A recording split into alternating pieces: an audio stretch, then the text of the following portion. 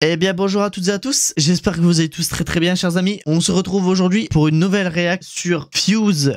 Comment être le gars pas du tout original pour les réacts. Déjà les réacts c'est pas original, en plus le mec qui réacte à Fuse. Pas du tout original. Bref, on s'en fout, on est là pour faire du contenu et faire ce qui nous plaît. Donc là les amis, je vais réagir à la vidéo de Fuse qui s'intitule Combien est-ce que j'ai payé d'impôts depuis le début. Donc je suppose qu'avec ce titre, il veut dire genre depuis le début qu'il gagne des revenus sur YouTube je pense. Genre vraiment depuis le début. Donc c'est parti, installez-vous confortablement, passez un bon visionnage les gars. Allez, on est go. Tu n'es pas ce même que tu penses être, l'évadé fiscal. Bon là j'avoue j'ai pas trop compris, quelqu'un a répondu il a toujours payé ses impôts en France. Et là notre ami Radiateur, il répond quelque chose qui me détruit. Voilà, il a percé mon secret. Il avait déménagé son entreprise aux Pays-Bas et aujourd'hui il habite au Canada et son entreprise aussi.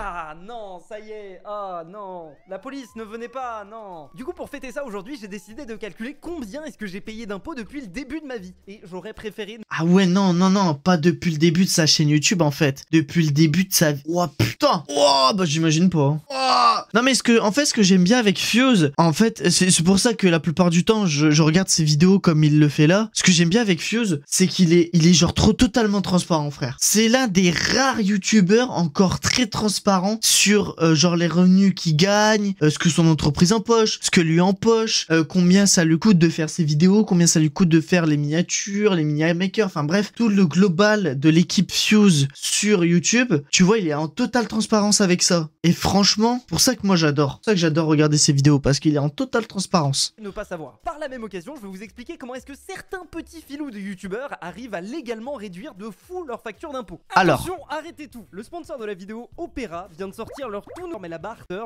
C'est un lecteur. Vous regardez, vous avez tendance à ouvrir fonction de vos fonctions split. C'est un vrai encore la première fois où j'ai compris qu'il allait falloir que maintenant on retourne à la vidéo. Avant de rentrer dans... Bon, vous savez comment ça marche Opera. On a déjà eu je ne sais combien de pubs commerciales sur Opera. Mais au passage, chez Opera GX, vous voulez bien me sponsor. Moi, ça me dérange absolument pas du tout. J'utilise votre navigateur très souvent. Donc n'hésitez pas. Dans le vif du sujet, il faut que je vous explique la première fois où j'ai compris qu'il allait falloir que je paye des impôts. Perso, le premier euro que j'ai gagné grâce à YouTube, c'était en 2015. À l'époque, j'avais 16 ans et pour moi, la notion d'impôt était un petit peu floue. Je me souviens que j'étais en vacances avec mes parents, voilà. J'avais reçu mon premier vrai chèque YouTube qui ressemblait à quelque chose. Par le passé, j'avais déjà eu des chèques de 70 balles, 100 euros. Enfin là, c'est des trucs qui font plaisir quand t'es au collège, lycée. Mais c'est pas non plus le truc qui va te permettre d'acheter la prochaine Lamborghini, quoi. Là, je me souviens, j'avais reçu un chèque d'à peu près 600 euros. 600 euros, ça commençait à devenir intéressant. En plus, il y avait pas l'inflation qu'il y a aujourd'hui. Donc en vrai, je commençais un petit peu à voir la perspective de pouvoir vivre de YouTube, ce qui était mon objectif. Et là, je me souviendrai toujours que mon père, il m'a dit bon bah voilà, c'est cool, là tu commences à gagner un petit peu d'argent, maintenant il va falloir déclarer. Et déclarer. Hein? Comme ça, je gagne de l'argent, hein? Comme ça, je dois déclarer, frère. Hein? Déclarer auprès de qui? Quoi? Non? Bon, évidemment, j'avais déjà entendu parler des impôts, mais ça restait quand même quelque chose de très lointain en fait. Tu m'étonnes, à 16 ans, franchement, à 16 ans, frère, les impôts, 24 ans, je suis encore. Donc, Je savais pas à quoi ça ressemblait, je savais pas combien est-ce que j'allais payer. Et la vérité, c'est que moi, dans ma tête, bah ok, je vais payer des impôts, je vais payer quoi? Je vais payer, je gagne pas tant que ça, je vais payer 20%, allez, peut-être 30%, pas du tout. En plus de ça, j'étais pas majeur, donc j'ai dû déclarer mes revenus sur l'auto-entreprise de mes parents, ce qui fait qu'en fait, j'étais sur leur fiche d'impôt, donc en fait, j'ai directement payé pleine balle les impôts. Clairement, ça a été une première rencontre avec les impôts qui était magique, et depuis, on s'est plus jamais quitté. Enfin non, on s'est quitté, puisque selon Radiateur, je suis exilé fiscal aux Pays-Bas.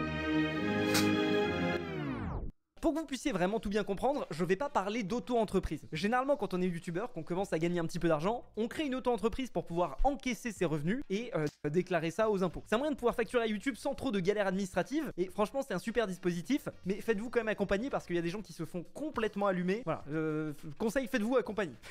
Quand on dépasse un certain seuil de chiffre d'affaires en auto-entreprise, on doit impérativement créer une véritable entreprise. Si je dis pas de bêtises, le seuil est aux alentours des 70 000 euros, quelque chose comme ça. Et vu que ma chaîne a décollé très vite, j'ai assez vite dépassé ce plafond. Surtout qu'à l'époque, moi quand j'ai commencé, le plafond il était seulement à 35 ou 39 000 euros, je me souviens plus exactement. Bref, du coup j'ai dû créer une entreprise. Personnellement j'ai créé ce qui s'appelle une SARL, Société à Action à Responsabilité Limitée je crois. C'est un type de société parmi tant d'autres, mais retenez que les youtubeurs soit ils choisissent de créer ce qui s'appelle une SARL, comme moi, soit ils choisissent de créer une SAS. Je vous expliquerai pourquoi est-ce que ça a une différence un petit peu plus tard, et vous m'excuserez, c'est un petit peu technique, mais promis, ça va devenir de plus en plus simple. Bon, imaginons que, voilà, je suis un youtubeur qui a été payé par YouTube de 1 million d'euros. C'est vraiment, c'est pas mal, voilà, YouTube m'a envoyé un petit chèque. Combien d'impôts est-ce que je dois prévoir de payer dessus? Bon, déjà, premièrement, on peut se dire que si je suis un youtubeur qui gagne 1 million d'euros, j'ai un petit peu de charges. Par exemple, je dois payer des monteurs, par exemple, je dois payer, je sais pas, un ordinateur ou ce genre de... Souvent, ouais, si tu fais des mois à 1 million, souvent c'est que t'as déjà souvent 1 million d'euros, souvent c'est grosse prod quand même, plutôt grosse prod à la Michou ou à la Squeezie, et encore, ouais si quand même, grosse prod, les media makers, les graphistes, les monteurs, en gros t'as toute une panoplie, donc en vrai 1 million oui, ça c'est sûr que t'as toute une panoplie de choses à mettre en compte. Je vois mal juste un mec générer 1 million en étant vraiment juste solo, juste vraiment solo, à s'occuper de A à Z de ses tournages, de ses montages, de ses miniatures, de tout en fait, de tout. Imaginons que pour faire ce 1 million d'euros sur YouTube, j'ai 500 000 euros de charges. Déjà le truc cool c'est que quand on est en entreprise, on peut déduire ses charges. C'est-à-dire qu'on va payer des impôts que sur le réel bénéfice qu'on a fait. Quand vous entendez un youtubeur dire « Ah je vais passer ça en frais de société », c'est exactement ça en fait. C'est dire « Ok, je sais pas, ce resto par exemple, il a été fait dans le cadre de mon activité de youtubeur parce que je parlais à un sponsor, parce que je parlais à un monteur, parce que voilà, pour plein de raisons. Et du coup ça rentre dans ce qui peut être déduit de mes impôts, des charges de l'entreprise. Donc on reprend, un youtubeur, 1 million d'euros de chiffre d'affaires, 500 000 euros de charges, il me reste donc 500 000 euros de bénéfices. Ici je vais skipper une étape parce que pour les youtubeurs c'est un petit peu spécial, mais la majorité des entreprises auront d'ores et déjà sur les 1 million d'euros de chiffre d'affaires une taxe qu'ils vont devoir payer.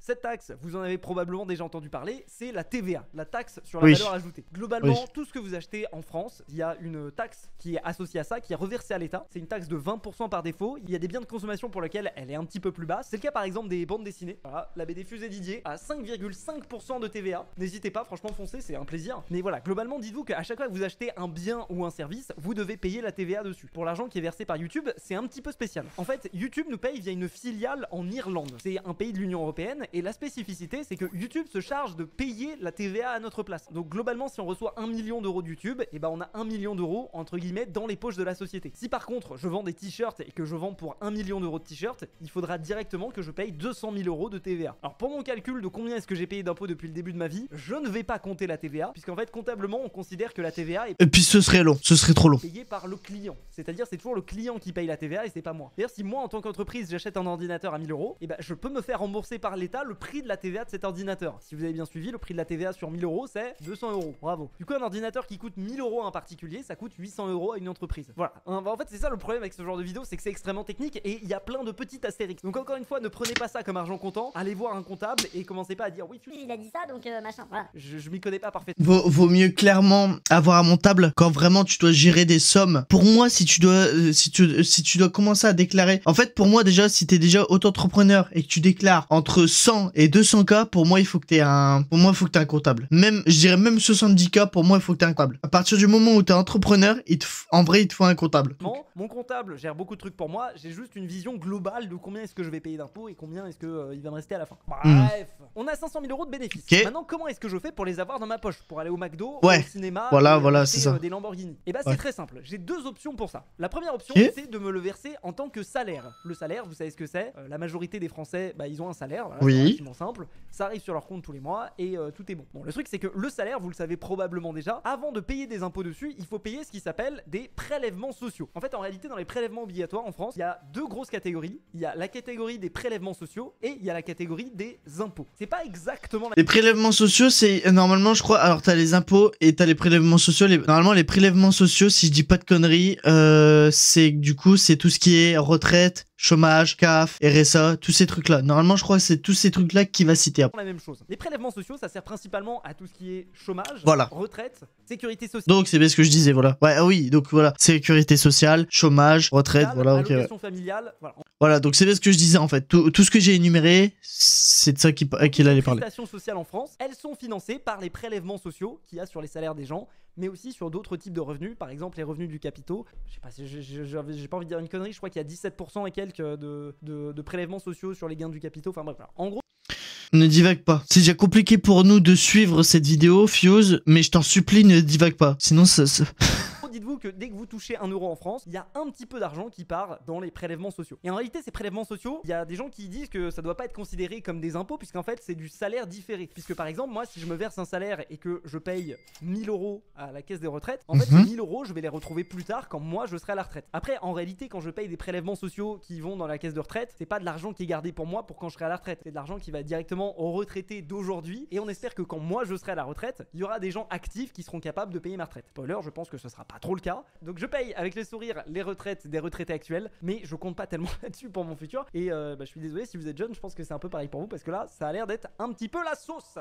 Tout ça pour dire que en gros, notre youtubeur hypothétique qui gagne ce là, ça a l'air d'être un petit peu la sauce. Finance publique, un mystérieux trou de 21 milliards d'euros dans la caisse. Tout ça pour dire que en gros, notre youtubeur hypothétique qui gagne 500 000 euros par an, imaginons qu'il veuille se verser un salaire de 3 000 euros. Alors à noter que le youtubeur a pas du tout l'obligation de se verser l'entièreté des 500 000 euros. Il peut se verser 200 000, 300 000, 400 000, 500 000. Bon, il peut pas se verser plus, logique. Mais s'il veut laisser de l'argent dans l'entreprise, il y a rien qui lui empêche. Donc imaginons qu'il veuille se verser 3 000 euros de salaire. C'est là où la Ce qu'il a, franchement, est déjà très bien. Franchement, 3000 balles de salaire, frérot. Moi, j'achète, hein. J'achète. La distinction entre SAS et SARL, dont je vous ai parlé un petit peu plus tôt, diffère un petit peu. Dans un cas, il y a un petit peu plus de charge sociale qui est associée au salaire, et dans l'autre cas, il y en a un petit peu moins. Bon, en vrai, c'est pas très exact, mais on va partir du principe que c'est kiff-kiff. Globalement, dites-vous que les charges sociales, ça représente entre 40 et 60% du salaire de notre ami youtubeur. Donc on va couper la part en deux, on va dire que les charges sociales représentent 50% du salaire. Ça veut dire que pour se sortir un salaire de 3000 euros, ça va coûter 6000 euros à l'entreprise. 3000 euros de salaire qui arrivera sur le compte du youtubeur, le compte personnel du youtubeur, et 3000 euros de charges sociales qui, elles, vont être payées aux différentes caisses de retraite, à la sécurité sociale, aux trucs à droite à gauche, enfin voilà. Bref, il y a plein d'organismes différents. Bon, je vous ai dit que c'était 50-50. En réalité, moi, par exemple, dans mon cas, c'est plus aux alentours de 42% de charges sociales, je crois, un truc dans ce genre-là. Voilà, j'ai pas envie de gonfler les chiffres artificiellement, mais voilà, vous avez globalement un ordre d'idée. Donc c'est cool. Là, notre youtubeur, il se retrouve avec 3000 euros sur son compte, et maintenant, il va devoir payer l'impôt sur le revenu. Alors l'impôt sur le revenu, c'est simple, tous les Français le payent. Chaque année, vous devez déclarer combien est-ce que vous gagnez, et l'État va vous dire, ok, vous nous devez tant. C'est très simple, c'est pas super compliqué, là pour le coup c'est relativement bien fait, mais c'est un petit peu complexe de savoir exactement combien est-ce que notre youtubeur va payer. Pourquoi? Parce que l'impôt sur le revenu, il fonctionne par tranche. C'est-à-dire que si vous gagnez pas beaucoup, vous allez payer un pourcentage plus petit que quelqu'un qui gagne beaucoup. Ça semble faire, si tu gagnes plus, tu peux donner une plus grosse partie de ton revenu à la collectivité. En plus de ça, pour décider combien est-ce que tu vas payer d'impôts, le fisc prend en compte plein de données différentes. Par exemple, est-ce que t'es marié? Est-ce que t'as des enfants? Est-ce que t'as des... je suis pas sûr, hein, mais peut-être que si tu as des handicaps, ça baisse un petit peu ton taux d'imposition. Je suis pas sûr. Fact-checking. Globalement, dites-vous que pour un youtubeur qui est pas marié, qui a pas d'enfants, qui a pas de trucs à droite à gauche, sur 3000 euros de salaire par mois, il va payer à peu près 300 euros d'impôts. Ce qui est franchement très honnête, hein, voilà. Mais après, il faut quand même pas oublier qu'il y a eu tout ce qui est prélèvements sociaux avant. Maintenant, qu'est-ce qui se passe si notre ami le youtubeur, il se verse tout ce qu'il y a sur la boîte, les 500 000 euros. Donc je récapitule. Oh, donc là, la totalité. Globalement, les 500 000 euros, il va payer 200 000 euros de charges sociales et il va, payer il va recevoir 300 000 euros de revenus. C'est des chiffres avec des ordres de grandeur, histoire que vous puissiez bien comprendre, mais là, l'imposition va être bien supérieure. Sur les 300 000 euros que notre ami va toucher, il va payer un petit peu moins de 100 000 euros d'impôts. Donc en gros, 500 000 euros de bénéfices, et à la fin, sur ce qu'il peut vraiment utiliser, il lui reste 200 000. Donc ça fait un petit peu plus de la moitié. Bon, ok, ça c'est la première façon de se payer quand on est youtubeur et qu'on a son entreprise. Maintenant, il y a une deuxième façon de se payer, et cette deuxième façon de se payer, c'est les dividendes. Vous avez peut-être déjà entendu ce mot, et globalement le concept de dividende, c'est que quand vous avez une entreprise, quand vous êtes associé dans une entreprise, et si l'entreprise fait des bénéfices à la fin de l'année, vous pouvez vous verser ce bénéfice à vous et les autres actionnaires de l'entreprise, proportionnellement aux parts que vous avez dedans. Voilà, par exemple, si j'ai 50% d'entreprise, j'ai le droit à 50% du bénéfice. Donc comment est-ce que ça marche? Une entreprise qui ferait 500 000 euros de bénéfice, c'est très bien, voilà. Dans un premier temps, quand une entreprise fait du bénéfice, elle va devoir payer l'impôt sur les sociétés. L'impôt sur les sociétés, c'est un petit peu compliqué parce que ça dépend en fonction de son bénéfice. Globalement, si vous faites moins de, je crois, 36 000 euros de bénéfices, quelque chose comme ça, vous payez 15%. Et au-dessus, vous payez 25%. On va simplifier et on va dire que quoi qu'il arrive, vous payez 25%, même si c'est pas exactement ça. Donc on commence sur les 500 000 euros, c'est impossible d'y échapper, on paye 25%. Donc maintenant, il reste 375 000 euros qu'on va pouvoir distribuer aux associés de l'entreprise. Généralement, si vous êtes youtubeur, vous êtes tout seul dans votre entreprise, vous n'avez pas d'autres associés, à part peut-être des chaînes genre comme Link et Terracid où ils sont deux, même si je crois que eux, ils ont une structure qui est un peu différente. Enfin bref, je vais pas rentrer dans les détails. On va dire qu'on est tout seul. 375 000 euros. Sur ces 375 000 euros, si je veux me les verser en perso, je vais devoir payer un autre impôt. Cet impôt, ça s'appelle la... Je crois qu'à la fin de cette vidéo, les gars, je vais être cassé. Genre, mon cerveau va être cassé. Et je crois que pour toutes les personnes... Il y a combien de vues déjà? 152 000 vues, ok. Donc 152 000 personnes qui ont eu le cerveau cassé.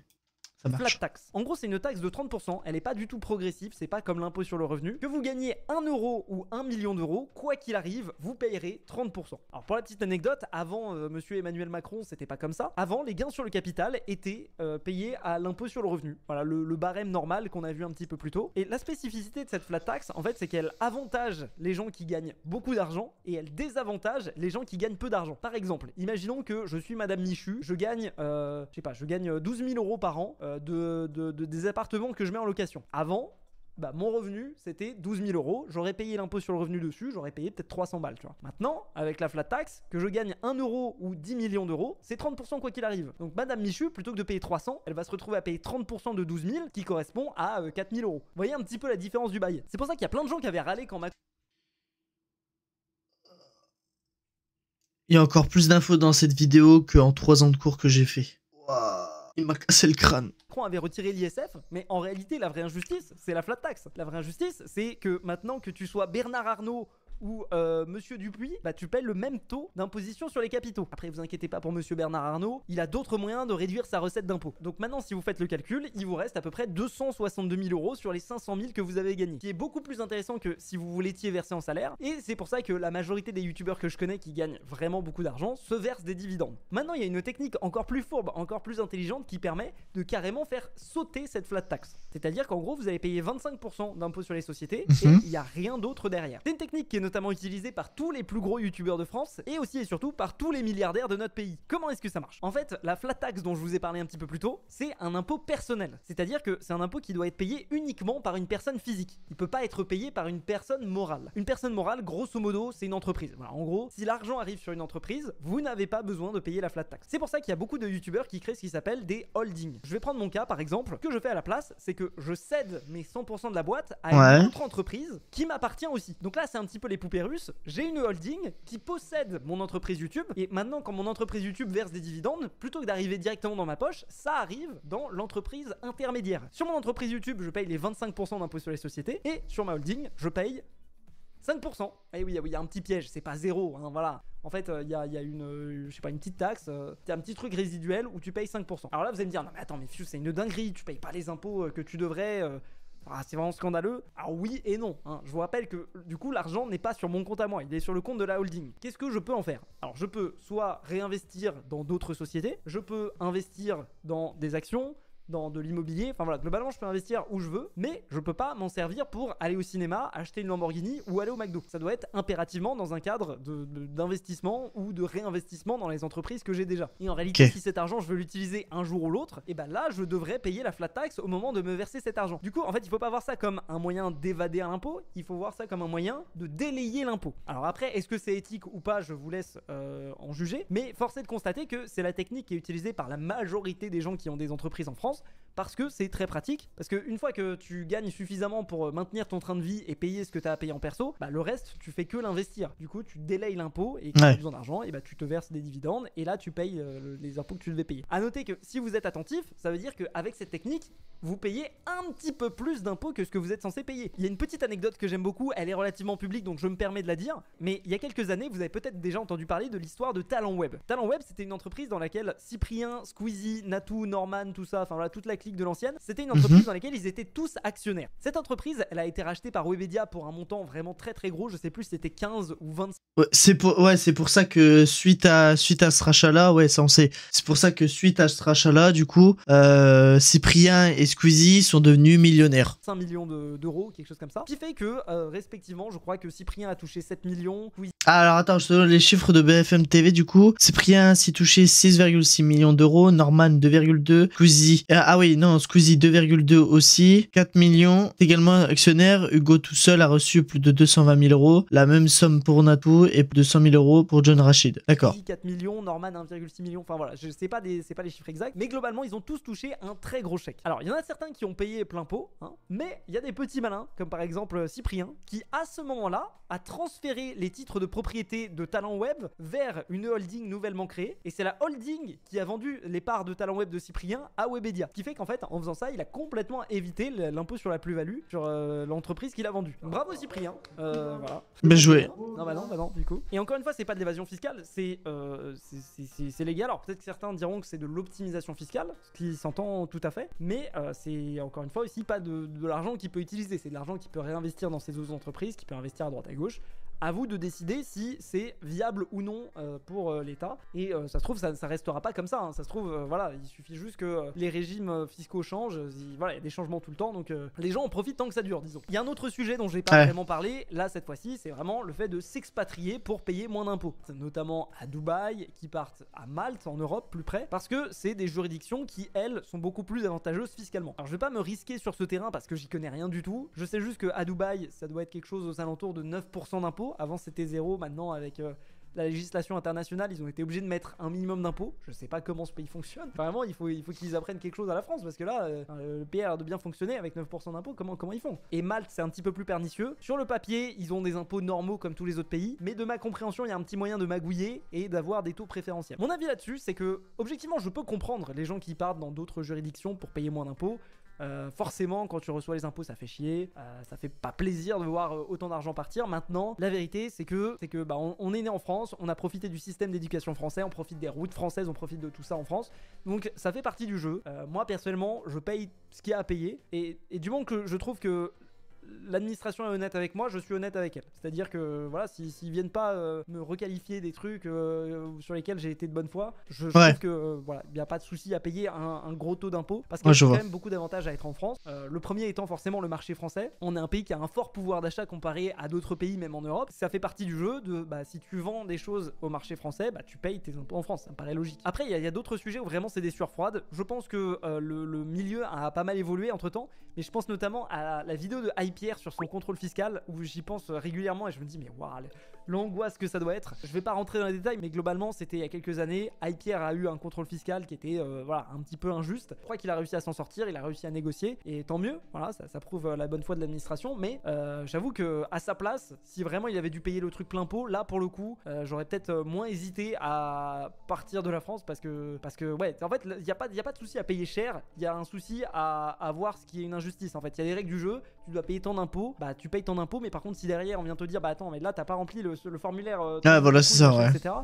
Du coup c'est tant, bon bah j'ai envie de dire, enfin voilà, mon métier c'est de faire des vidéos YouTube, c'est pas de remplir des papiers quoi, donc je fais les choses dans l'ordre, j'essaie de tout payer, j'essaie d'être de bonne foi, mais c'est juste un peu ce stress de l'administration qui est compliqué et on peut faire des erreurs et il y a plein de gens qui en ont fait les frais. C'est pour ça que je vous dis faites attention en auto-entreprise parce que par exemple à partir de 39 000 € je crois il faut payer la TVA. Il y a plein de gens qui ne le savent pas, c'est mal indiqué et du coup ils se retrouvent 3 ans plus tard avec un redressement, ils doivent payer de la TVA qu'ils ont jamais perçu ou des trucs comme ça. C'est un enfer, vraiment faites super gaffe parce que ça c'est un truc à te plomber ta vie entière en fait. Donc ouais, il faut faire gaffe. Et maintenant, du coup, il est temps de répondre à la question combien est-ce que j'ai payé d'impôts de... Ah bah voilà, parce que putain, ça fait 19 minutes qu'on attend cette partie-là. Alors. Depuis le début de ma vie. Oh putain, il va lâcher un de ses canons. Il va lâcher une bombe. Disclaimer, ce sera pas le montant exact parce que même moi je le connais pas. Ensuite, c'est très difficile à calculer puisque par exemple, en plus des revenus YouTube, j'ai des droits d'auteur sur lesquels je paye des prélèvements et bon, l'impôt sur le revenu, je l'ai, mais les prélèvements des droits d'auteur et tout, enfin c'est un bourbier pas possible, c'est hyper complexe. Donc on va rester globalement simple et je vais prendre juste l'impôt que je paye sur ma boîte YouTube. Je pense que en tout cas en ordre de grandeur ça représente à peu près ce que je paye, mais je pense aussi que voilà, en perso j'ai dû payer pas mal d'autres trucs. Ça ne prend pas en compte les petits impôts, tu vois la CFE par exemple, c'est l'impôt de cotisation foncière des entreprises qui est un petit impôt de je sais pas quoi. Tu vois, ça prend pas non plus ici la taxe d'apprentissage, des trucs. Enfin, en fait, toutes les petites taxes qui sortent de je sais pas où. Viens-en en fait, viens-en en fait. J'ai pas pris en compte. Là, j'ai pris vraiment les gros trucs, tu vois, les gros. Ouais, ok. J'ai pas les chiffres pour 2015-2016 aussi, puisque c'était pas sur mon imposition à moi, c'était sur celle de mes parents parce que j'étais pas majeur. En 2017, j'ai payé 65 000 € d'impôts. En 2018, 90 000 € d'impôts. En 2019, 140 000 € d'impôts. En 2020, 200 000 € d'impôts. En 2021, 220 000 € d'impôts. En 2022, 280 000 € d'impôts. Et en 2023, 252 000 € d'impôts. Alors vous remarquerez qu'en 2023, j'ai payé moins qu'en 2022. Et c'est parce que du coup, j'ai fait une moins bonne année. Au total, si j'additionne tous les montants, ça représente quand même 1 250 000 € d'impôts. Et dites-vous que là aussi, c'est pas de l'argent que j'ai dans ma poche. Bruh. 1 250 000 impôts, frère. Non mais frère, attends, 2017, ça veut dire qu'en gros, s'il avait 16 ou 17 ans, c'est-à-dire que 2017, en gros, quand il avait mon âge, il déclarait 65 000 euros, frère. Frère, en 2017, je gagnais rien. 90 000, 140, 200, 220 000, 204... Waouh, ouais, c'est... Et c'est parce que du coup, Ça c'est et encore hein, et encore. C'est l'un des gros youtubeurs. Mais putain, si on saurait frère le nombre d'impôts des trucs en mode Michou, Inox ou Squeezie. Maman, mais laisse j'ai tomber fait une frère. moins bonne année. Au total, si j'additionne tous les montants, ça représente quand même 1 250 000 euros d'impôts. Et dites-vous que là aussi, c'est pas de l'argent que j'ai dans ma poche. La majorité de cet argent, il dort dans ma holding et il sert pas. Enfin, je peux pas acheter des trucs avec. Si jamais je voulais dépenser des trucs avec, il faudrait rajouter 30% à ce montant, ce qui voudrait dire qu'au total, je devrais payer entre 1,6 million et 1,7 million d'impôts. Voilà, vous savez tout. Voilà, mon cher Radiateur, je suis probablement l'évadé fiscal le plus rentable de l'État français et j'attends avec impatience mon prochain avis d'imposition pour le payer avec le sourire, bien évidemment. Si vous aimez ce genre de vidéo, vous connaissez la chanson, le petit pouce bleu, l'abonnement, l'avis d'impôt. Salut tout le monde, c'était Fuse, à la prochaine, à plus. Bon alors Fuse, ta vidéo était très enrichissante. Mais tu m'as cassé le crâne, frère. Oh, tu m'as pété le crâne. Man. Mais bref, en tout cas, oui, vidéo très enrichissante. C'est pour ça que j'aime bien... C'est pour ça que pour le coup, j'aime vraiment bien ces vidéos-là de Fuse. Donc c'est pour ça que je les regarde. Très souvent, je les regarde à la fin. Enfin, jusqu'à la fin, pardon. Je les regarde jusqu'à la fin. Et puis voilà.